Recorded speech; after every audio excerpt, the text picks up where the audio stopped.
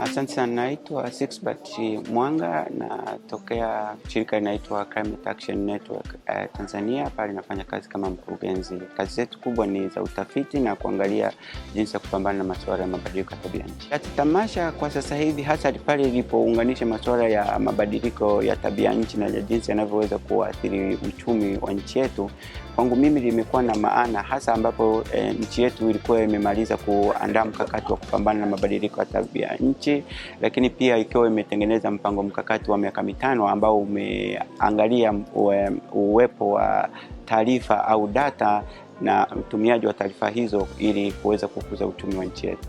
Mambo mawili kwangu mimi kulingana na data. Kwanza ni kuhakikisha taarifa au hizo data zinapatikana kwa wakati na kumfikia mtumiaji wa mwisho bila kuwa na gharama zilizokuwa kubwa. Hiyo ni namba moja. Lakini namba 2 ni kuhakikisha sasa taifa kama taifa linakuwa na kanzi data ambayo itakuwepo sehemu fulani na inayohakikisha inaleta taarifa zote kwa ajili ya mkulima, kwa ajili ya mfugaji, kwa ajili ya mwanafunzi, kwa ajili watafiti na kwa ajili ya kila mtu yeyote, na aweze kuzipata bila kuwa na vikwazo vyovyote, kwa sababu ichukuliwe tu kama ni haki ambayo mtu anaweza akaipata bila kuwa na bugu.